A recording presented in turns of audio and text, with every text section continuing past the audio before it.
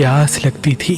आप रात के बीच में पानी मांगते थे। बीबी फातिमा ज़हरा सलाम अलैहा का जब वक्त आखिर आता है तो आप इमाम अली से वसीयत फरमाती हैं कि ए अली, मेरे इस बेटे हुसैन को बहुत प्यास लगती है, रात को 2-3 मरतबा उठ के पानी मांगता है, मेरे इस हुसैन को कभी प्यासा रहने न देना। फिर आप वसीयत फरमाती हैं, मेरी शहादत के बाद एक शुजा कबीले से शादी करना, अल्लाह तुझे एक उससे बेटा देगा, उसका नाम अब्बास रखना और उसे कहना कि रसूल की बेटी ने तुम्हारे लिए ये कुर्ता अपने हाथों से बनाया है और उसके हाथ में मेरे हुसैन का हाथ देना और उसे कहना हुसैन का ख्याल रखे। बस इमाम अली बीबी सैयदा की शहादत के बाद बीबी उम्मुल बनीन से शादी करते हैं।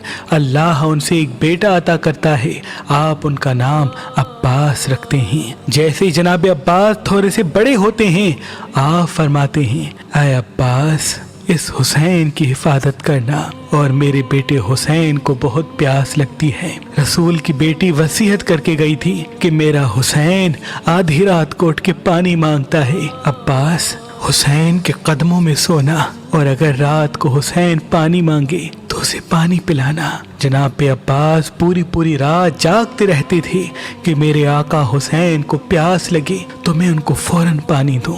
बस दौर ऐसा गुजरता है और गुर्बत ऐसी आ जाती है जब करबला के मैदान में 10 मुहर्रम के दिन वही हुसैन प्यासा होता है।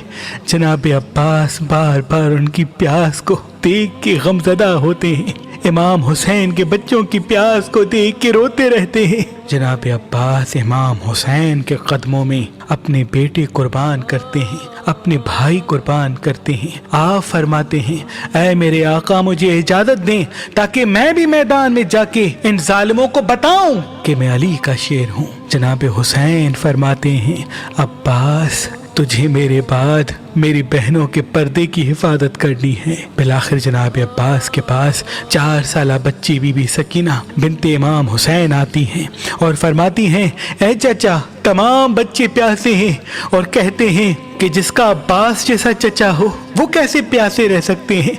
ऐ मेरे चचा, मेरा असगर मर जाएगा, आप नहर से पानी लेके आए। जनाब अब्बास ने बीबी सकीना का माथा चूमा और आप मासूम सकीना को इमाम हुसैन के पास लेके आते हैं। जनाब अब्बास इमाम हुसैन के कदमों पे हाथ रख के फरमाते हैं, ऐ मेरे आका, ये मासूम सकीना मेरे पास आई है और नहर से पानी मांग रही है, मुझे इजाजत दें। इमाम हुसैन की आंखें नम होती हैं।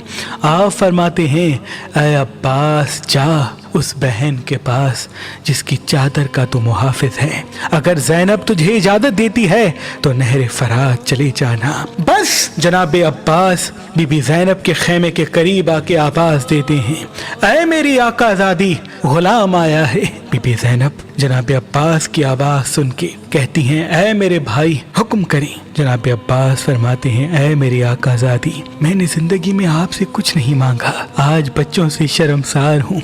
वो बार बार मेरे पास आते हैं और पानी के लिए तड़पते हैं, अब मुझसे बच्चों की प्यास देखी नहीं जाती, मुझे इजाजत दें ताकि मैं नहर से पानी लेके आऊं। बीबी ज़ैनब ने जैसे ही ये सुना तो आप ज़ारो कतार रोके नजफ की तरफ मुंह करती हैं और कहती हैं, ऐ मेरे बाबा अली, आज मुझे समझ में आता है कि मैं कैदी भी हो जाऊंगी, मेरी चादर भी लुट जाएगी, अब्बास के बाद मुझे बागी भी कहा जाएगा, मुझे पत्थर भी मारे जाएंगे। बस जनाब अब्बास इजाजत लेके शेर की तरह मैदान में आते हैं और लश्कर को चीर के ऐसे हमला करते हैं कि फौज यजीद को खैबर और खंदक याद आ जाती है और तमाम सिपाही भागना शुरू कर देते हैं। अब्बास दरिया फरात पे काबिज होते हैं, मश्क में पानी भरते हैं और बीबी सकीना को याद करते हैं। बस पानी भर के मश्क को अपने कंधे पे सवार करके खयाम की तरफ जब पलटने लगते हैं तो फौजी यजीद में ये आवाज बुलंद होती है कि अब्बास को खयाम तक पहुंचने नहीं देना, ऐ लोगो सब मिलके वार करो, اگر پانی حسین تک پہنچ گیا پھر ان کو مات دینا مشکل ہوگی۔ بس جناب عباس تیز تیز خیموں کی طرف جا رہے تھے اور ظالموں نے مل کے وار کرنا شروع کر دیے۔ کوئی تیر مارتا ہے، کوئی نیزے مارتا ہے، کوئی برچیاں پھینکتا ہے۔ تاریخ نے لکھا کئی تیر آپ کے جسم پر لگتے رہے لیکن آپ خیام کی طرف بڑھتے رہتے ہیں۔ بس ایک ظالم چھپ کے آپ کے ایک بازو پہ وار کرتا ہے، آپ کا ایک بازو کٹ جاتا ہے، آپ علم اور مشق کو دوسرے بازو میں سنبھال کے خیام کی طرف جا ہی رہے تھے کہ دوسرا وار ہوتا ہے، آپ کا دوسرا بازو بھی شہید ہو جاتا ہے۔ بس آپ مشق کو اپنے دانتوں میں سنبھال کے خیام کی طرف بڑھتے جاتے ہیں اور تیروں کی بارش مسلسل آپ پہ ہوتی رہتی ہے۔ ایک تیر مشق کو لگتا ہے اور مشق کا پانی بہنا شروع کر دیتا ہے، پھر ایک تیر آپ کی آنکھ میں لگتا ہے، آپ کی آنکھ سے خون بہنا شروع ہو جاتا ہے۔ بس آپ یہ چاہتے ہیں کہ آنکھ کا تیر نکالا جائے۔